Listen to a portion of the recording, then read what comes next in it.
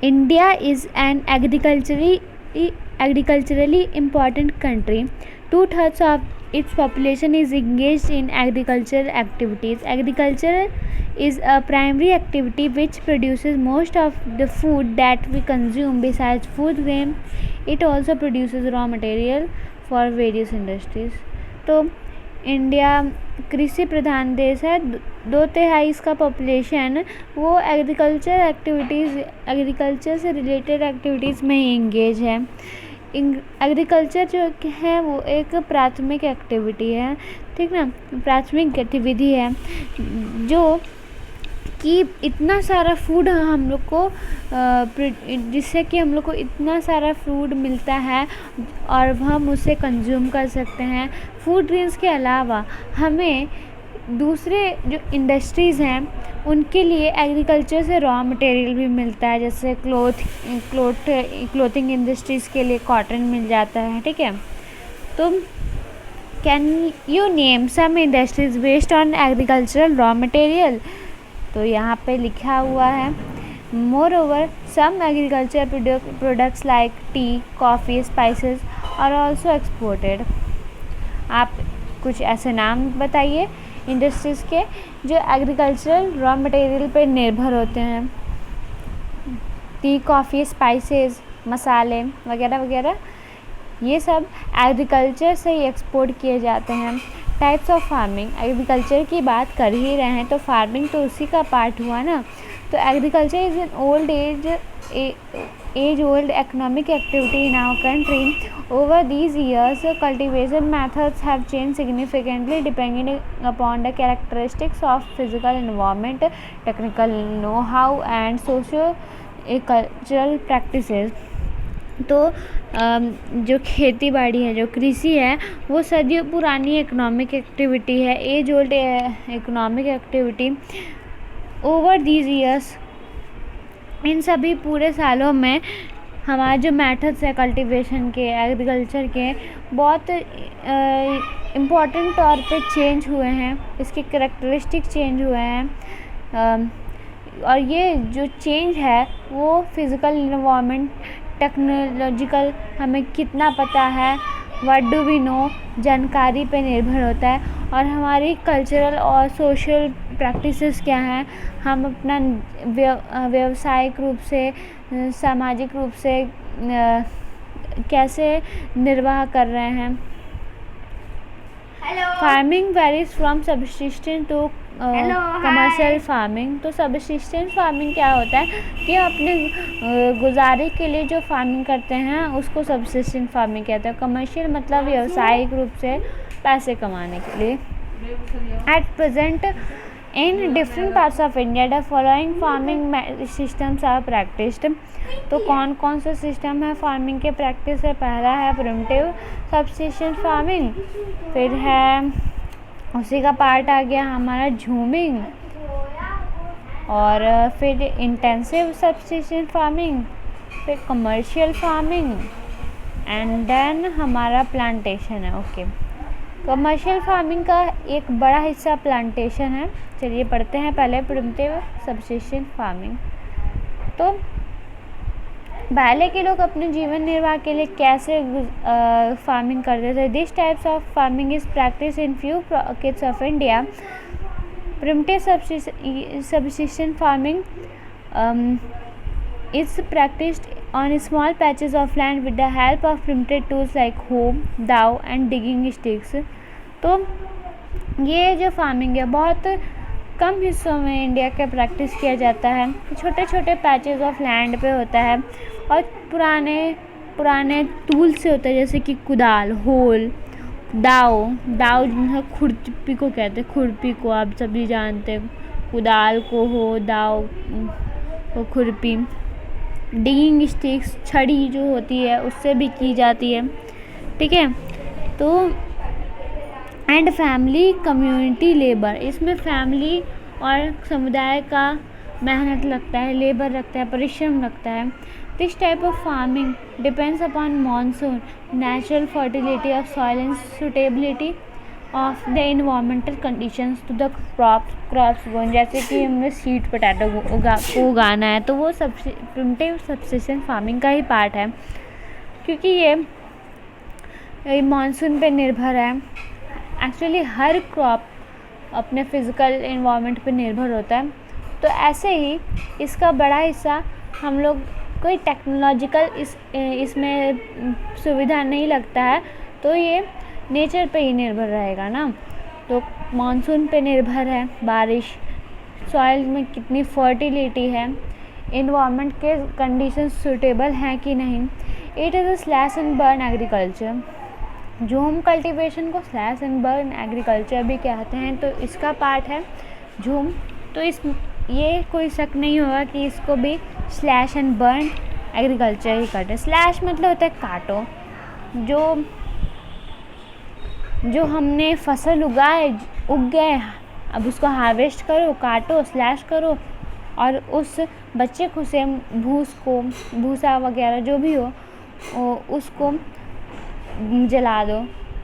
बाद में वो कुछ सालों के बाद वो लैंड रिन्यू हो जाएगा, उसका फर्टिलिटी फिर से वापस आएगा। Farmers clear patch of land slash कर देते हैं, produce cereals and other types of food crops to sustain their family. When the soil fertility decreases, the farmers shift and clear a fresh patch of land for cultivation. This type of shifting allows nature to replenish the fertility of soil. ठीक है, through natural processes. Land productivity in this type of agriculture is low as the farmer does not use fertilizers or other modern inputs. It is known by different names in different parts of the country. तो primitive subsistence farming में होता क्या है कि farmers एक land के patch को clear करते हैं, उस पर अनाज उगाते हैं, सीरियल्स उगाते हैं और या फिर अदर क्रॉप्स भी हो सकते हैं, ताकि अपनी फैमिली का जीवन निर्वाह कर सके। जब फर्टिलिटी सॉइल ख़त्म हो जाती है, जब क्रॉप उसमें सॉइल में से बहुत ज़्यादा न्यूट्रिएंट ले लेते हैं, तो फार्मर्स दूसरी जगह शिफ्ट हो जाते हैं, दूसरी जगह के लैंड को काट देते हैं, मतलब लैंड पे जो फसल होते हैं उसको क्लियर कर देते हैं और फिर उसको कल्टीवेट करते हैं। इस शिफ्टिंग के कारण नेचर को एक मौका मिल जाता है कि अपने सॉइल की फर्टिलिटी को रिप्लेनिश कर सके, रीन्यू कर सके, उसे फिर से वापस से ला सके। और ये नेचुरल प्रोसेस के थ्रू होता है, जैसे पानी से सॉइल और द सॉइल डिपॉजिट हो जाता है, उसमें भी थोड़े मिनरल्स न्यूट्रिएंट्स होते हैं। लैंड प्रोडक्टिविटी, और इसमें जो लैंड में से जो उपज निकलती है इस प्रिमिटिव फार्मिंग में, वो बहुत कम होती है, क्योंकि जो फार्मर होता है उसके पास कोई मॉडर्न टेक्निक नहीं होती, ना फर्टिलाइज़र्स होते हैं, तो ज़्यादा प्रोडक्शन होता नहीं है क्रॉप का। It is known by different names in different parts of the country. Can you name such types of farming? It is called jhuming in northeastern states like Assam, Meghalaya, Mizoram and Nagaland, Pamalau in Manipur, Dipa in Bastai district of Chhattisgarh and in Andaman and Nicobar Island. तो झूमिंग इसको इस primitive subsistence farming को झूमिंग कहाँ कहा जाता है? तो north eastern states में आपको लिखना है 4, एक असम, दूसरा मेघालय, तीसरा मिज़ोरम में, चौथा नागालैंड में। फिर पमलऊ नाम से इसको पुकारा जाता है मणिपुर में, दीपा नाम से बस्तर में, और फिर दीपा नाम से इसको अंडमान एंड निकोबार आइलैंड में भी जाना जाता है। झूमिंग को स्लैश एंड बर्न एग्रीकल्चर। अब विदेशों में क्या कहा जाता है? मैक्सिको में इसको मिल्पा कहा जाता है, मैक्सिको और सेंट्रल अमेरिका। वेनेजुएला में इसको कोनुको कहा जाता है, ब्राज़ील में रूका कहा जाता है, सेंट्रल अफ्रीका में मसूले कहा जाता है, इंडोनेशिया में लदांग, वियतनाम में रे। अब इंडिया में हर जगह इसको हर स्टेट में अलग अलग नाम से पुकारा जाता है, जैसे मध्य प्रदेश में देवार या फिर दहिया, आंध्र प्रदेश में पोडू या फिर पेंडा, उड़ीसा में पम्मा डाबी या फिर कोमान या फिर ब्रिंगा, वेस्टर्न घाट्स में कुमरी, साउथ ईस्टर्न राजस्थान, जो राजस्थान है, राजस्थान क्या है, कहाँ है, तो हमारे इंडिया का सबसे वेस्टर्न पार्ट, तो राजस्थान के साउथ में और साउथ से थोड़ा ईस्ट में, हाँ, तो यही जगह इसे वलरे कहा जाता है या फिर वॉल्ट्रे। फिर हिमालयन बेल्ट में, हिमालय है नॉर्थ में, तो वहाँ पे क्या कहा जाता है, वहाँ पे खिल कहा जाता है। झारखंड में, बिहार है और झारखंड, यहाँ पे खुरवा कहा जाता है। और बाकी नॉर्थ ईस्टर्न रीजन जो है, जैसे असम, मेघालय, मणिपुर, असम, मेघालय, मिज़ोरम एंड नागालैंड, वहाँ पे इसे झूमिंग कहा जाता है, क्योंकि मणिपुर में तो इसको पमलऊ कहा जाता है ना। अब चलिए, एक स्टोरी दी गई है जो भी है। तो Rinjha lived with her family in a small village at the outskirts of Deepu in Assam. Deepu एक जगह का नाम है। तो उसके बाहरी इलाके में रिंझा अपनी फैमिली के साथ, अपने परिवार के साथ रहती थी। She enjoys watching her family members clearing, slashing and burning a patch of land for cultivation। लगता है उसके फैमिली मेम्बर्स झूमिंग को फॉलो करते थे। She often has them in irrigating the fields with water running through a bamboo canal from the nearby spring। She loves the surrounding and wants to stay here as long as she can, but this little girl has no idea about the declining fertility of the soil, and her family search for fresh patch of land in the next region। तो ये जो रिंझा जो लड़की है, उसको ज़्यादा कुछ पता नहीं है कि ये किस टाइप की फार्मिंग है। उससे बस मज़ा आता है अपने फील्ड को इरिगेट करने में, उसकी सिंचाई करने में। और उस सिंचाई का पानी कहाँ से आता है, वो एक बम्बू कनाल से आता है, एक नहर से आता है। जैसे कि ये स्प्रिंग है, झरना है, यहाँ से एक नहर बना दी गई और सीधा उसके फील्ड को इरिगेट कर रही है यहाँ पे वो लड़की। तो वो अपने सराउंडिंग्स में बहुत दिनों तक रहना चाहती है, जितने समय तक वो रह सके। पर इस बच्ची को पता नहीं है कि उसके सॉइल की फर्टिलिटी उसको ज़्यादा यूज़ करने से डिक्रीज़ होते जा रही है, और उसको यह अभी अंदाज़ा नहीं है कि उसके फैमिली अब दूसरे सीज़न में कहीं और चल जाएंगे, क्योंकि ये पैच ऑफ लैंड अब और सूटेबल नहीं रहेगा कल्टीवेशन के लिए। Can you name the type of farming Rinjha's family is engaged in? Can you enlist some crops which are grown in such farming? Sweet potato आप लिख दीजिए। तो इंटेंसिव सब्सिस्टेंट फार्मिंग, ओके। प्रिमिटिव का मतलब था आदिम निर्वाह खेती, और इंटेंसिव मतलब होता है गहन निर्वाह खेती। तो this type of farming is practice in areas of high population pressure on land. It is labour intensive farming where high doses of biochemical inputs and irrigation are used for obtaining higher production.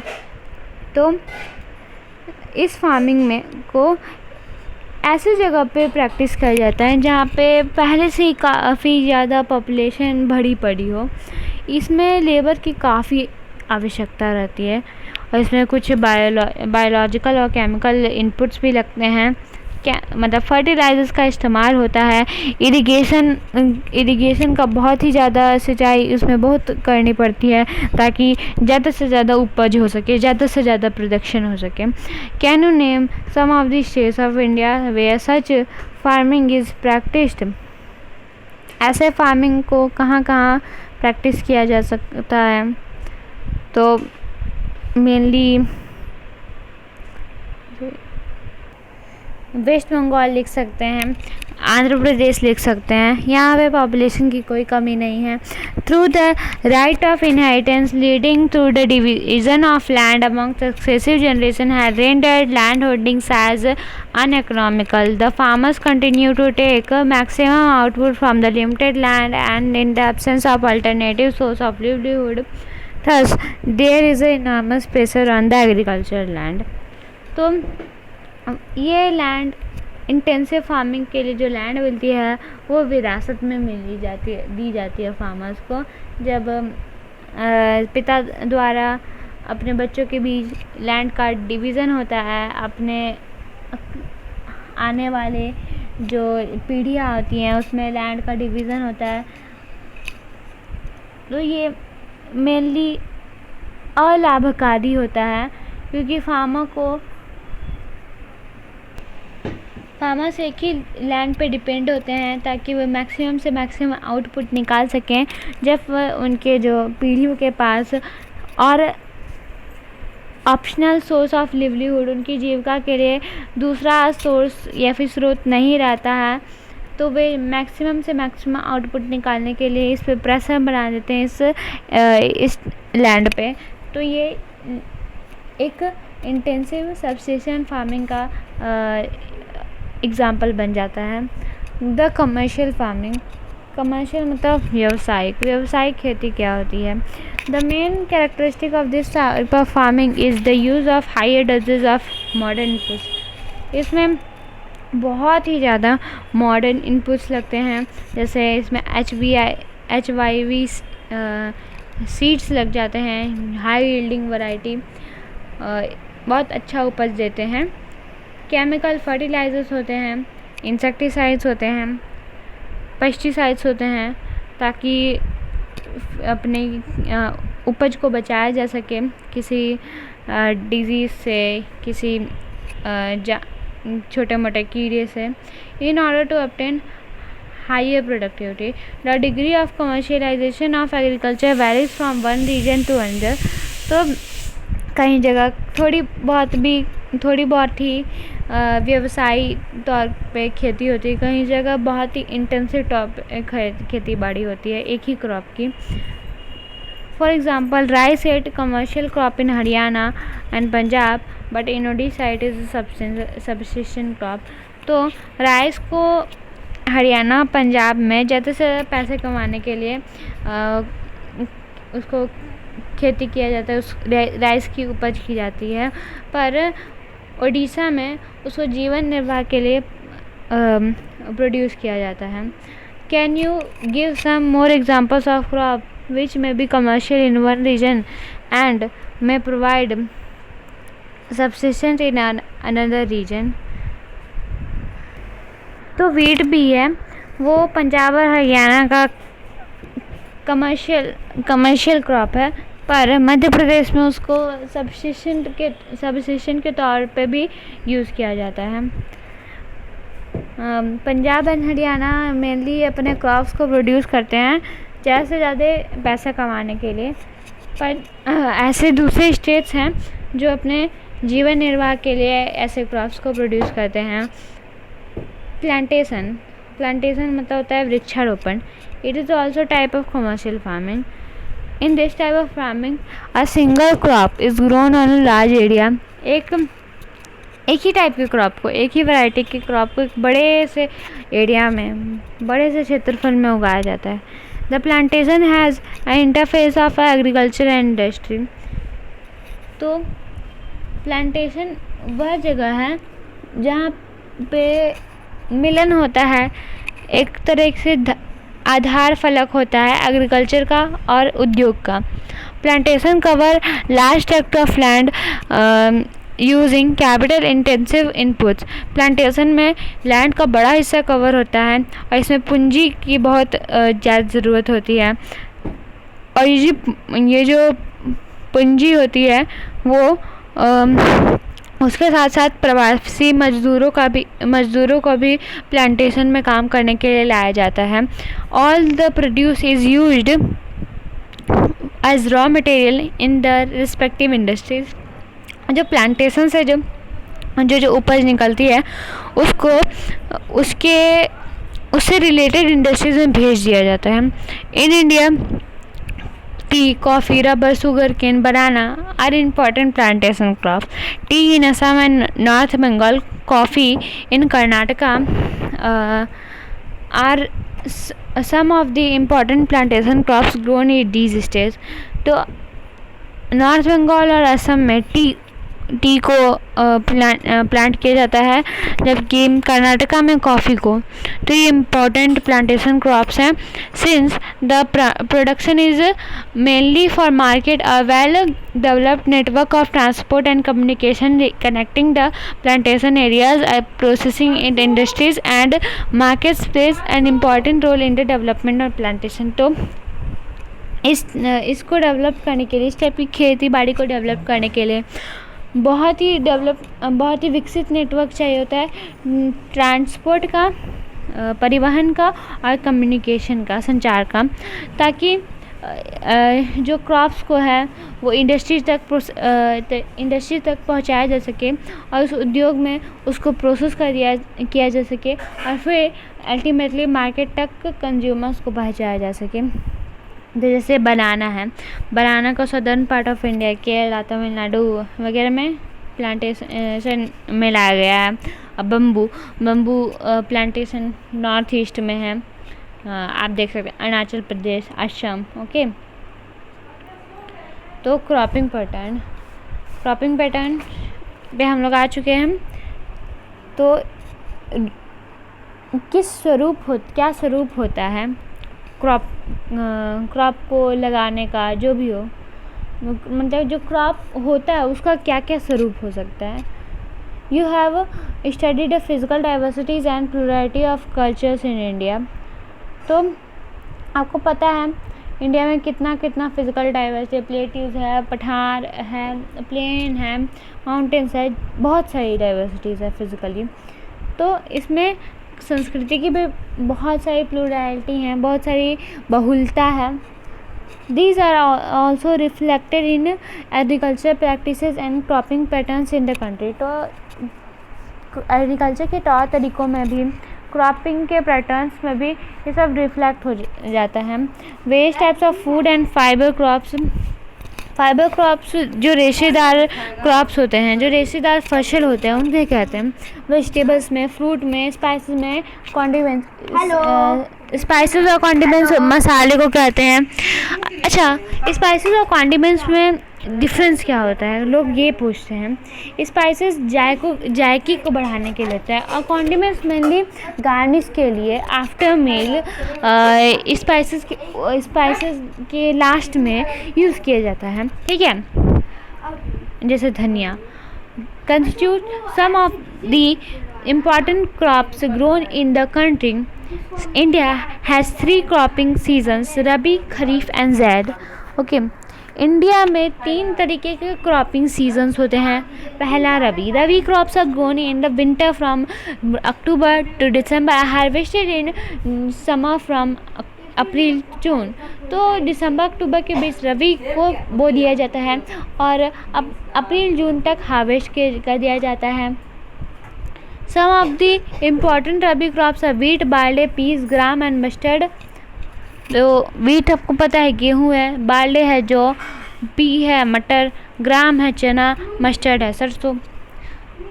तो these crops are grown in large parts of India, states from north and northwestern parts such as Punjab, Haryana, Himachal Pradesh, Jammu and Kashmir, Uttarakhand and Uttar Pradesh are important for the production of wheat and other rabi crops. तो रबी crops को आप ऐसे ध्यान में रख सकते हैं। इसका एग्जांपल देखिए, रबी क्रॉप्स में ऐसे क्रॉप्स आ जाते हैं जो ठंडी के समय, रबी क्रॉप्स कब बोए जाते हैं? ठंडी के समय। ठंडी के समय मान लीजिए पानी नहीं रहता, आपके कपड़े नहीं सूखते, तो अगर आटा हो, मतलब गेहूँ हो, और उसमें पानी डल जाए तो उस समय के बाद में यूज़ करने लायक ही नहीं रह जाएगा। इसीलिए इसको सूखे सीज़न में ग्रो किया जाता है। गर्मी में बरसात होती है, जुलाई वगैरह के मंथ में बरसात होती है, इसीलिए ऐसे जो फसल है वो गर्मी के सीज़न में नहीं उगाए जाते, ये तो ठंडी में उगा कर गर्मी में हार्वेस्ट किया जाता है। Availability of precipitation during winter months due to western temperate cyclones help in the success of this crops. भले ही ज़्यादा से ज़्यादा पानी की ज़रूरत नहीं होती है, पर कुछ तो ज़रूरत होती है फसल को उगाने के लिए, बढ़ाने के लिए, और ये वेस्टर्न टेम्परेट साइक्लोन्स के द्वारा इस पानी की ज़रूरत को पूरा कर लिया जाता है। हमने पिछले 9th क्लास में इसको पढ़ा था क्लाइमेट चैप्टर में। तो क्या होता है, हमारे इंडिया पे यहाँ पे लो प्रेशर रीजन हो जाता है, ठीक ना, मतलब उस समय यूरोप के मुकाबले यहाँ पे मेडिटेरियन सी है, यहाँ के मुकाबले बहुत लो प्रेशर क्रिएट हो जाता है, क्योंकि यहाँ पे साइक्लोन आ जाता है इस समय, ठीक ना। साइक्लोन वहाँ पे भी लो प्रेशर की वजह से ही आया है। तो ये साइक्लोन का इन्फ्लुएंस हमारे यहाँ तक आ जाता है, जिसकी वजह से हमारे यहाँ भी बारिश होने लगती है, और वो बहुत अच्छी मानी जाती है हमारे रबी क्रॉप्स के सक्सेस के लिए।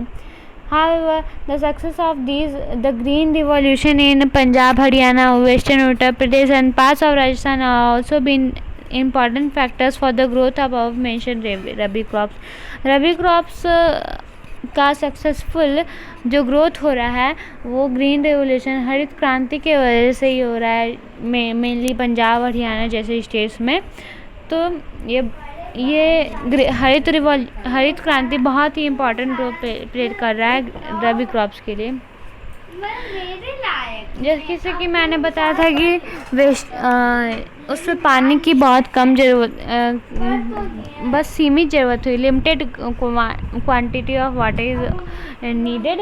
बट इन खरीफ क्रॉप्स आपको देखने को मिलेगा खरीफ के सीज़न में, समर के सीज़न में हम लोग पैडी राइस उगाते हैं।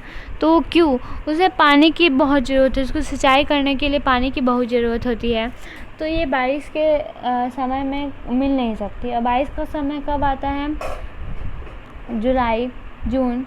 इसीलिए खरीफ क्रॉप्स को इस समय मानसून के समय लगाया जाता है, ठीक है, गर्मी के बाद। And these are harvested in September to October. Rabi crops को लगाया गया अक्टूबर और दिसंबर के बीच में, तो खरीफ क्रॉप्स को सितंबर और अक्टूबर के बीच में हार्वेस्ट कर लिया गया, उसको निकाल दिया गया।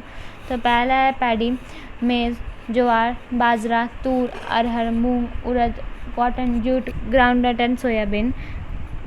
मतलब कि इसमें धान है जो चावल होता है, मेज़ है, मक्का है, ज्वार भी एक मोटा अनाज है, बाजरा मिलेट जिसे कहते हैं इंग्लिश में, तूर अरहर जो दाल होती है, मूंग की दाल, उड़द की दाल, ठीक है, कॉटन हो गया, जूट हो गया, ग्राउंडनट मूंगफली, सोयाबीन, ये सब सोयाबीन भी है, वो खरीफ सीजन में बरसात में उगाया जाता है।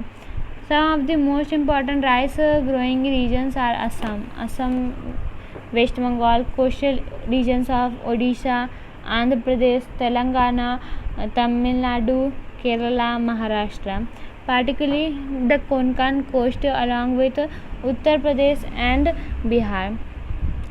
कोंकण कोस्ट है कहाँ? तो ये इंडिया के वेस्टर्न घाट के साइड पे है। वेस्टर्न कोस्ट को आप कोंकण कोस्ट कह सकते हैं। ये मेनली गोवा और महाराष्ट्र इधर के बीच में ही रहता है कोंकण कोस्ट। रबी जो खरीफ क्रॉप्स हैं वो सब यूपी और बिहार में भी उगाए जाते हैं। Recently paddy has also become an important crop of Punjab and Haryana. Punjab और हरियाणा तो मेनली जो भी कमर्शियल क्रॉप्स है वो उगाते ही हैं, तो पैडी क्यों नहीं उगाएंगे। In states like Assam, West Bengal and Orissa 3 crops of paddy are grown in a year. तो असम, वेस्ट बंगाल और उड़ीसा में पानी की मेरे ख्याल से कोई कमी नहीं रहती है, इसीलिए यहाँ पे पैडी साल में 3 बार उगाए, एक साल में 3 बार उगाए जाते हैं। These are oss, aman and boro। Okay, तो एक उसमें से ऑस होता है, एक अमन और एक बोरो, ये 3 वैरायटीज़ होते हैं पैडी क्रॉप के, मतलब चावल के। In between the rabi and kharif season there is a short season during the summer months known as zaid season. तो हमने रबी को कब लगाया? विंटर में। खरीफ को कब लगाया? मानसून में। तो गर्मी में क्या लगाया हमने? तो वो हमने ज़ैद सीज़न होता है, उसमें हम लोग ज़ैद क्रॉप्स लगाते हैं। Some of the crops produce during zaid are watermelon, जो बहुत जूसी होते हैं ना, उसको मेनली ज़ैद सीज़न में उगाया जाता है, जैसे कि वाटरमेलन, तरबूज, मस्क मेलन, खरबूज, कुकुम्बर, खीरा। वेजिटेबल्स, फॉडर क्रॉप्स, और फॉडर का जो चारा होता है एनिमल्स के लिए, उसको भी ज़ैद के सीज़न में उगाया जाता है। Sugar cane takes almost a year to grow. तो जो गन्ना होता है उसको भी ज़ैद के सीज़न में उगाया जाता है, पर उसको 1 साल लग जाता है पूरे शुगर केन को उगने के।